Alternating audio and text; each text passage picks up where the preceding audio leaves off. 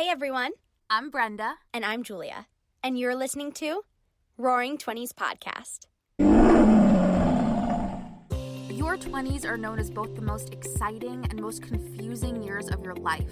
We're here to share our stories, To have real and raw conversations. and best of all, to make you feel a little less alone.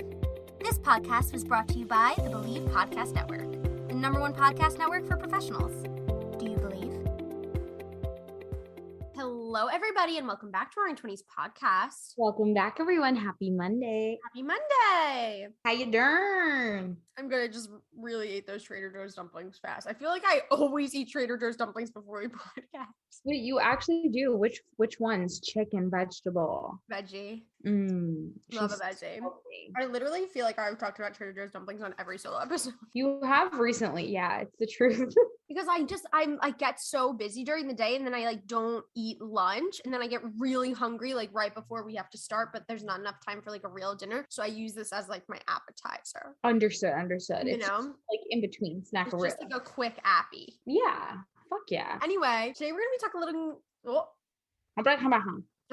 we're going to be talking a little bit about dating and relationships because on Thursday we have Eunice from The Art of Dating on. She is a certified dating coach and psychiatrist. I don't know, one of the two, maybe both. Sorry, Eunice, but she rocks. We had such a fun time talking with her. This episode, I was just telling Brenda, I listened to it back and I enjoyed the episode so much.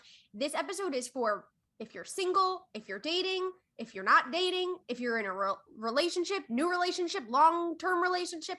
This episode is for absolutely everybody. We talk about dating, we talk about relationships, we talk about self. It's so good. And Eunice provides so many concrete tools, tips, ways of thinking. I just think it's a fucking awesome episode. And I think that she does a great job of talking about both single people and people in relationships. So I think it'll be really relatable to everybody. Yeah, we love it. No, she's super well spoken. She really knows what she's talking about. She's really cool. And I just feel like she provided a lot of just very detailed, intricate, although detailed and intricate, still impactful and tangible responses that I think she just really covered all the things that we asked in and the this time. is not right. And she's not just some woman. This is what she studied. She's a psychologist. She knows her shit. She gets it. Yeah, for sure. So excited for you guys to hear that one. Definitely let us know what you think when it comes out. Just because I think that dating in general is such an interesting topic and one that we don't always touch on, but it's literally part of our lives, cultivating relationships to some capacities, the center of our world. So yeah, and I feel like we obviously can talk about so many different things in this topic, but today we took some questions from you guys, so we'll answer a couple of those, as many as we can in the time that we have today. But obviously it's a topic we'll come back to, and I think one of the things that Eunice talks about in Thursday's episode is about how to know the things that you really need to look at when you're figuring out if a long-term relationship is going to work. And I think that would be a really interesting episode on its own, even because she really breaks it down of here's the different categories that you need to take a look at. And I think it's really interesting. So I would love to hear people's feedback on that as well. yeah, for sure. Woo. Okay, but let's get into it because we don't have a lot of time. But first, it's time for Pride and Pickle. Yes.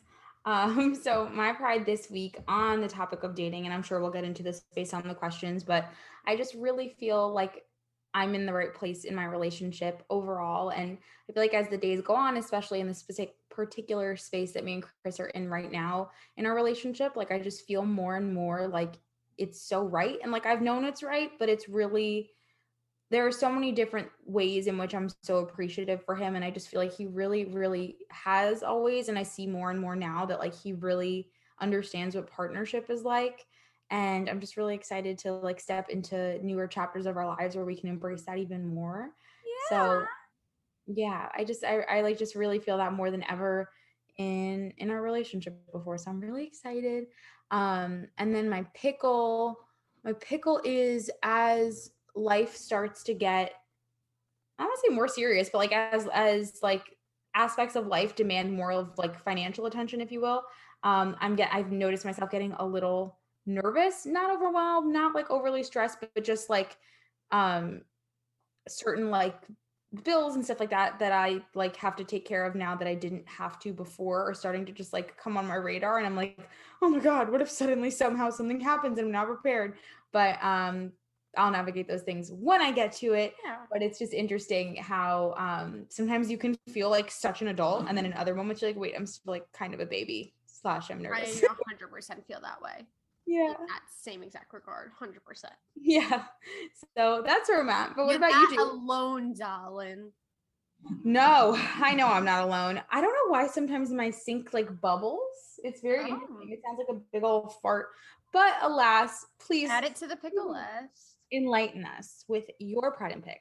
I'll do my pride about relationship too, since it's a relationship episode, and it actually is like a little bit related to my pickle. But yeah, and my pride too is like I just feel very grateful to have a very supportive partner, and I'm just like very, very grateful for it. And it's related to my pickle because my pickle is, and I kind of mentioned it like last episode or 2 episodes ago, I'm really doing some hard work now because I've realized that I have this like subconscious fear that like if I become successful, that it will leave me lonely. And it's like this subconscious fear that I don't think I realized that I had, but I realized that I have it. And I realized that sometimes I self-sabotage because of it, or that I'm not like allowing myself to open up enough to the success that like wants to come to me because I have this like deep down internal fear. So I am actively like trying to like work on undoing that narrative. But yeah, and so having such a supportive partner and him being so supportive is helping in that journey. But there is still that subconscious part of me that's like, if you get successful, like people aren't going to stick around you, because it's really hard to like, you know, deal with my schedule. And like that only gets more complicated the more success that I get. And so it is this like deep fear that I've now recognized, because I don't think I was so aware of it. And I'm actively trying to face and undo, because I think when I let go of that, it will open a lot of doors for me. And so that's the pickle, but the pride is the support, which gives me evidence against that. So that's nice. Do you know where that comes from? You don't have to speak on it here. I don't really know where it comes from. I think it just comes from like the narrative that I think when I was like young, which in this narrative has helped me a lot. And it's also, I think, built a little bit of that fear of like, when you're young and you say like, oh, I want to be an actor, people are like, you're going to have to give up a lot of stuff. Like you're going to have to miss a lot of things. Like you're going to have to sacrifice a lot, which is all true. It's very true. And like that narrative has prepared me in a lot of ways for a lot of the things that come up. But also I think it, you know, and like the narrative that you see on the media that like actors are always getting divorced or like blah, blah, blah, and blah, blah. So I think that narrative just kind of builds it. But I always wanted to believe, and I do believe, that I can have a successful career and a successful relationship and family. Like I do really believe that. But I think there is that like subconscious fear in there. For sure. No, that makes perfect sense. And it's tricky. It really is. It's a very unique career path, and one that comes and it's with not easy for someone to go along with. Like it's not, because one day I'm here and the next day I'm gone for 3 months. Like it's not easy on a partner. But finding someone who really like deeply understands that and is supportive of it, and wants to work with you to like do what it takes to make a relationship work, because you know it's worth it, is like, that's what it requires. Yeah, for sure. And I'm sure we'll get into this when we actually talk about relationships and what makes them successful. But I really think that briefly, like that's one of the things that when you know it's right is like more and more. Actually, one of our listener questions, I guess, just to get into that was how do you know when a relationship is right? And they were looking for something more tangible than just like when you know. Yeah. And just because you mentioned that, one of the things that really stands out to me is like someone who's genuinely, like, who truly has your best interest at heart, whether that means having difficult conversations, maybe calling you out on your bullshit, maybe being the one person in your life that tells you, like, like you've either been showing up differently, or here's how I feel like we can challenge ourselves together, whatever. Or the type of person that really, with full well that they have your best interest at heart, even if it means them having to give, like, to be selfless in your name, in your honor and whatever. Like, I just feel like when people truly, truly want what's best for you and have your best interest at like the top of their mind, like they are willing to support you, even if it means at a sacrifice for themselves. I'm not saying it should be like that all the time, that they should constantly be the ones sacrificing, because of course it's a give and take. But I feel like the whole when I think comes with, like, you can feel when someone is truly selflessly giving you their opinion, even if it means it's something at their expense of something as simple yet simultaneously difficult of getting less time with you, or something like that, which is obviously hard on both parties. But I think that's something that I've seen in both of our current relationships, Drew, is people that are really, really flexible, adaptable, prioritize our well-being, and are just very honest about where they're at, even if it's not something that we might want to hear in that moment, like whatever it means for communication, transparency's sake. And for anyone that's listening right now, by the way, and can hear us being like, oh my God, we have such great relationships. Like, we're very lucky. We're very fortunate. It's taken work to get to the space that we're in right now. Yeah, so you know my journey. Hopefully everything gives you hope and it doesn't feel like annoying or like we're bragging, because it's truly, it's so genuine, and hopefully you see that as the episode unfolds. I completely agree. Couldn't have said that part better, but like also in that vein of like, I think, and also we ask Eunice this question and she gives like so many concrete things to observe. And two things going off of what you said, I think like if both people are really supporting each other to be the best individual versions of themselves, like that really makes for a successful relationship. Like, you support me to be the best version of me, and I support you to be the best version of you. And that somehow, like, when you uplift each other like that, it uplifts the entire relationship. And like, I think, oh, I wish I could remember how she said it. Chani Nicholas, like my favorite astrologer, she was talking about like how her wife is also her business partner. And she was talking about like when you're in the right relationship, like it automatically opens doors for you to become an even better version of yourself than you knew existed, or that maybe you knew existed, but you didn't have the ladder to get to yet. And like a real great relationship like opens that door. And like I feel that in my current relationship, that like there is a door open now to become an even better version of myself than I even had before.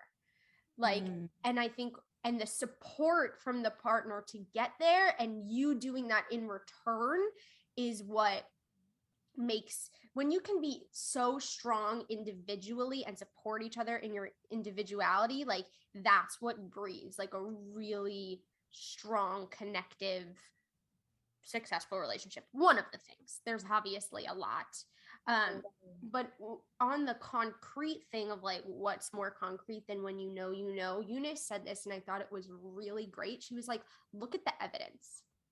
She's like, really? Like, look at the evidence. Like, how does this person make you feel? And we talk about it all the time about like journaling or, asking ourselves the hard questions.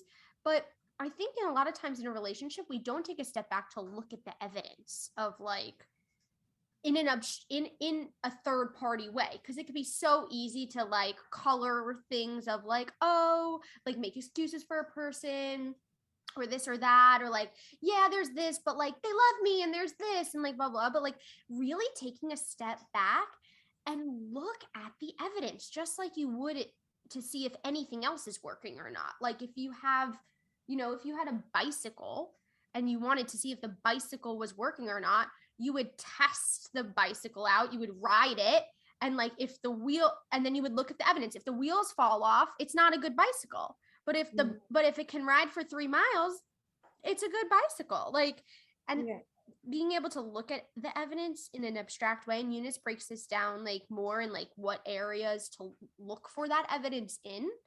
But I thought that was just so brilliant that she said that, and that I don't think most people do that. I don't think I did that in my previous relationship, but I do it in my current relationship.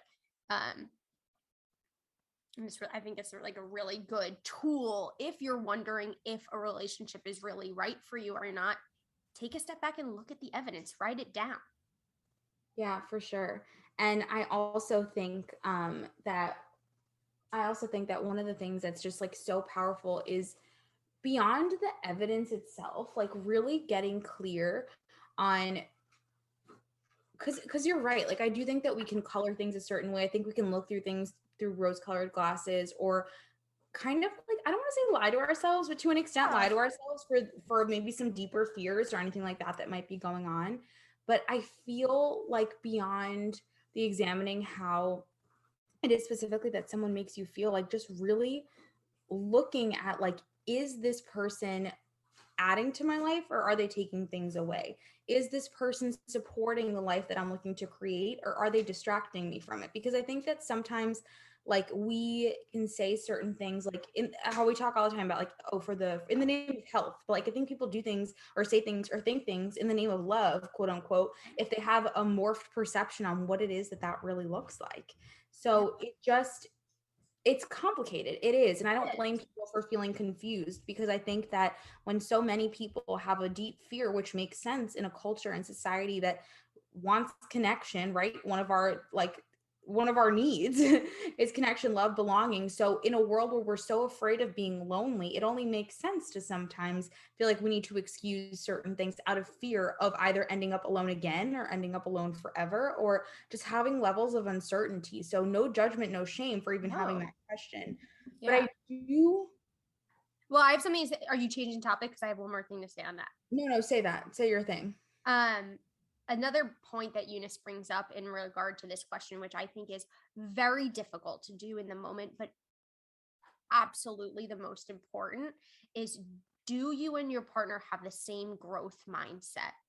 And that applies to a lot of things. Like, do you want to grow in the same ways in terms of communication, lifestyle, where you see yourself in 10 years from now? She said, like, if one person wants to get married and the other person doesn't want to get married, unfortunately, it's not going to work out long term. And I think it's a very hard thing to not assess. I think it's easy to assess if you have the same growth mindset as your partner, but I think it's hard to come to terms with.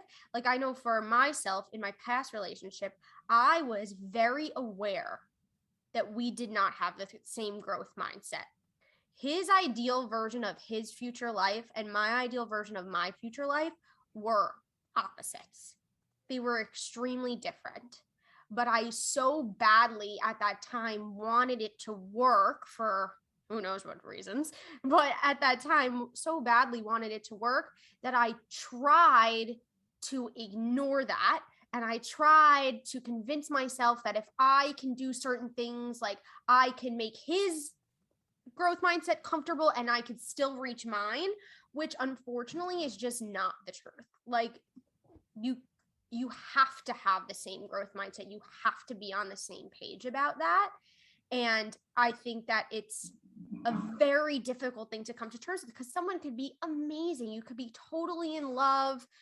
They could treat you well. They can make you so happy. But if you want different things for your life, eventually that's going to be a deal breaker. Eventually. at some point, because you're not going to sacrifice that. You're not going to sacrifice what you really want in your life just because you love someone. Unfortunately, we can't. Like, you have to have that same growth mindset. And it also doesn't just apply to what you want in the future. It applies to like how you want to communicate, how you want to build a family, how you want to do this, how you want to do that. And Eunice gets into it. But like, first assessing that realizing, do we have the same growth mindset? And then if the answer is no, it's not easy, but I think that we need to normalize a little bit more of like that being enough reason. It should be the reason, to maybe end something.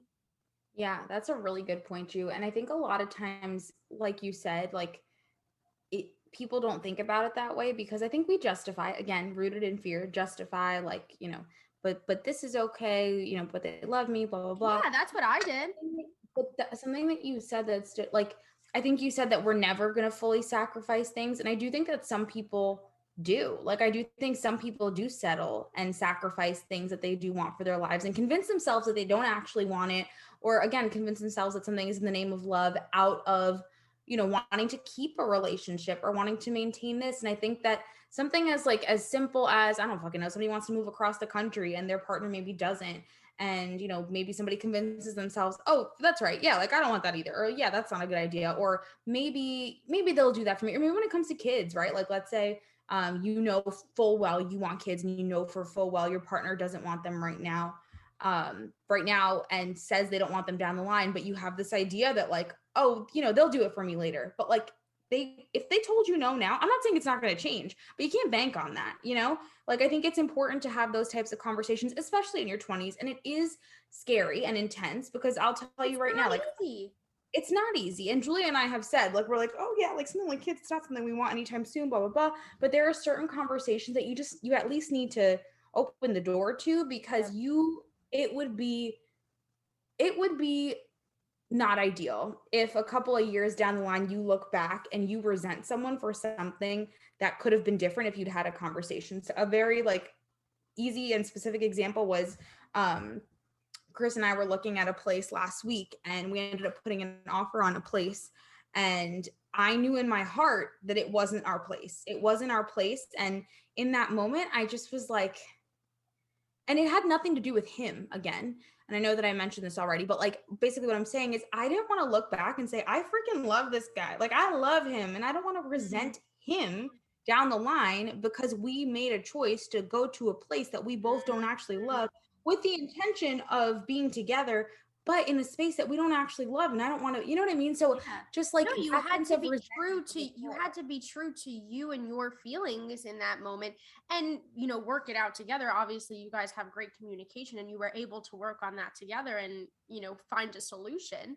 But if you had just like pushed that feeling down and just went with the house because Chris was good with it, like down the line, you might have been resentful or you might have been unhappy. I think that that's like such a great example. I want to ask you, Ju, out of curiosity, for someone that's listening to the show right now and is maybe in the place that you were in when you were in a relationship that at the time you told yourself was right and you believed was right for the most part, what would you say to them if they're in a space right now where they're questioning if they're in the right relationship and maybe are even justifying, and maybe a piece of them knows, right? Maybe they haven't admitted it to people around them, but maybe a piece of them knows that it's not right. Yeah. What would you say to them to like, I know this is kind of a tricky question, but like, what would you say that you think would be more defining for them to know if they're in the right place or not? It's really hard. I mean, for me, like deep down, I did know that it was not right, but I was not able or ready to admit that to myself when I was in that place. Like, I had those feelings and they would come up, but I would so fast push them down because like I was not ready to admit it to myself. So number one, I would say like, if you're even having a thought or feeling like that, allow yourself to at least explore it. It might just be a it might just be something out of fear. It might just be an anxiety, but like at least allow yourself to explore it, because I didn't let myself explore it. I just was so afraid. So I just pushed it down. So I would say like if you're having any thought or fear like that, like at least allow yourself to explore it, because at the end of the day, like, you know, you never know what's going to happen. And like, all you have is you. And like how do I say this? Like you want what you want, like, and want what you want. Like with every relationship, if you're not going into it or in it and really being true to yourself, you're going to be unhappy at some point. So like giving yourself the space to question and explore so that you can make sure you are being true to yourself, I think is really important. So that would be step number 1, is at least allow yourself to entertain the thought. And then step number 2 is, which I think a tool that I didn't have, but now I have it because we got to talk to Eunice, is like write down the evidence. Like really take a step back, try to do it from a third party point of view, and like write down the evidence of like, is this person really making you happy? And do you have the same growth mindset? And like, are you sacrificing anything for this relationship? And if so, are those things worth sacrificing? And then, I mean, because I know the narrative that I told myself was, okay, I'm sacrificing things now, but I'm doing it because I'm going to make this really stable. And then I'll be able to do, like, the narrative was like, I'm going to do this for us, so then I can do this for me. And that narrative is so destructive and toxic. Like I think in a relationship, you always need to be able to be like, there is space for me first, like not second. And I put me second because I thought, you know, and that was me convincing myself, like, I'm not sacrificing, even though I was. And I just think that of course, in certain situations, someone's sick, someone needs your help. Of course, sometimes you come second, but those are in moments. I'm talking about overall. Are you putting yourself second? Is there room for you first? And then what we were saying earlier, the support thing. Does this person really support you to be the best version of yourself? Yeah, those are all so good. Yeah, I think that's what I would tell myself at the time, and the tools that I wish I had. And really the hardest part is even allowing yourself to explore the question. Because it's so scary that you just want to push it down. And that's what I did. I didn't even give myself the opportunity, you know, until towards the end to explore that. And maybe I wasn't ready to, and maybe I had more to learn from that relationship. And I totally believe that timing is everything. But I would say if you're having the thoughts, at least give yourself the opportunity to explore, and then really get real with yourself, even though it's not easy. Yeah. But I think in the end, like, if you're sacrificing anything that really is important to you for someone else, at some point it's going to hit you, and like you're not going to be happy. And like Eunice gives, and I want to hear what you have to say about, but Eunice gives like this example about money, because she was talking about growth mindset in terms of money, which is also very important. And she's like, it's not about the bank account. It's about how someone views money. Like if one person likes to like, you know, save up and have like lavish vacations, and like that's really like how they view their money, or the other person, or one person is like, I don't spend, I don't want to travel, like I want to save. Or if another person is like, their version of their spending money is like backpacking. Like it's such a simple thing, but if you don't have the same type of mindset on like something like that, and that translates obviously to other things in life, but like eventually you're not going to be happy if like your partner never wants to spend money on vacations and you want to see the world. Like eventually you're not going to be happy. Like you may think, oh, they'll change, or oh, they'll do this, or one day, like, or I can do it by myself or whatever, which sure you can do it by yourself. But like, if that's something that you want for like you and your partner and you have different mindsets on that, are you willing to sacrifice Yeah. No, that's so good, Ju. Like genuinely so good, so powerful. And I think all like incredibly thought provoking because it is hard. Like it is hard in the moment to think, to consider, to see, to all of those things in between. But I'm curious about something, and I don't know if I'm going to word this well. I think sometimes, yes, people absolutely have a fear of being alone. People absolutely have a fear of not finding love again. And correct me if I'm wrong, but I feel like in your previous relationship, I don't think that you believe that if something were to ever end, that you would ever not find love again. Like I think you have pretty high self-esteem, pretty high self-worth, and all that stuff. So because that is a common reason why people don't switch out of relationships or end relationships, if someone does believe, like if someone is like, yeah, like I'm not afraid of never finding someone else again, but like I'm still unsure of if where I am is right, like what do you think kept you in a relationship justifying things even though you knew that you could find someone else if you wanted to? Yeah. It's funny because it's something that I have been trying to, I know why, but I haven't yet found like the right vocabulary for it. So I'll try to explain why, but I don't think I've gotten to the place where I can like vocabularize it correctly. And it is a greater problem in my life than in just my relationship, in that past relationship. But yeah, I never had that fear. I always, I always knew if it didn't work out, like I'd find someone else. I just believe that. But I think for me, I am very stubborn. And when I say I'm going to do something, I fucking do it. And I don't give up, which serves me in a lot of ways. It very much serves me in my career, but that does not serve someone in a relationship. Because I was stubborn, I felt like, well, I can't give up on this because that is like a part of that's just a part of my being. That's just a part of my my core personality. So I really think that was it. Like it really wasn't out of like fear of being alone, or like, it wasn't about really how much I loved this person. It was really about that core personality trait that I have of, well, I said I'm gonna do it, so I'm gonna fucking find a way to do it. And I had to like give into my own ego, I think, a little bit about that, to allow myself to let go of something that was not serving me. But it's funny how we can, we can be stubborn in a lot of ways. And I think for me, that's really like what it was.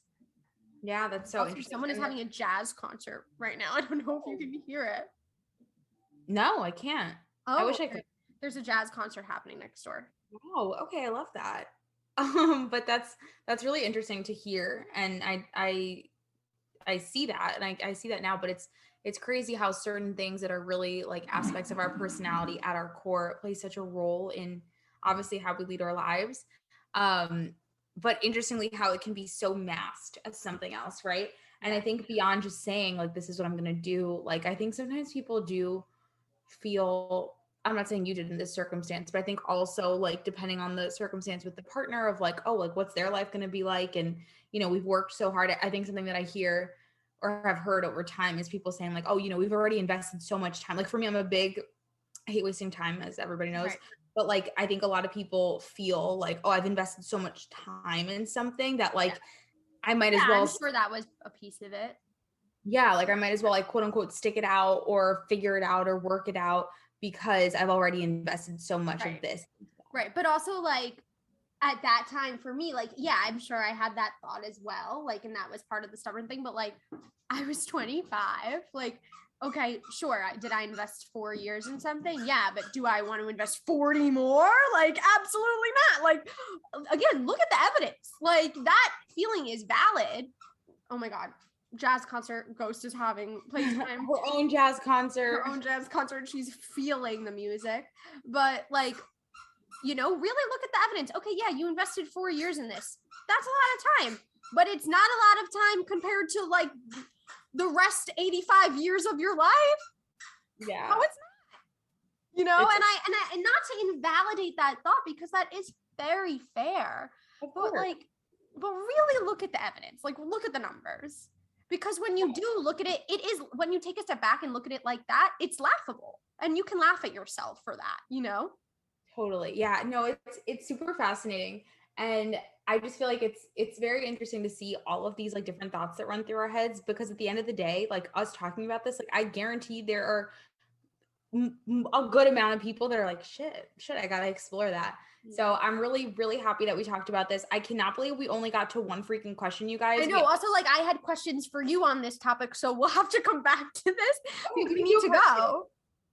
Yeah, we'll do a part 2. We actually have a guest episode that we're recording right now, you guys. Our friend Julia has had some success in her career. So we've had to navigate our schedule a little bit differently. So we got a guest episode to record, but we love you so, so much. And we'll come back to this and we'll get to the other questions as well. We will for sure. And after you listen to this episode, if there's something that you are curious about, anything you want us to answer, whether it's questions, advice, crazy dating stories, feel free to just shoot us a DM, because I know that sometimes the little question box just doesn't allow for like enough characters. So feel free to shoot us a DM. We'll definitely answer it, even if it means that we have to do a multiple part episode, because I know this is a really hot topic. We should. We'll keep this one going. Yeah, 100%. It'll be so fun. We love you guys so, so much, and hope you have a great Monday. Bye, everybody. Bye, everyone. And remember, you are a 10 out of 10, baby. Bye. Thanks for listening to Roaring 20s podcast. Be sure to rate and review wherever you get your podcasts, and please subscribe. You're never alone. Our pride sticks together. Tune in every Monday and Thursday for new episodes of Roaring 20s podcast. You get to start your week with us and end your week with us. With love, Brenda and Julia.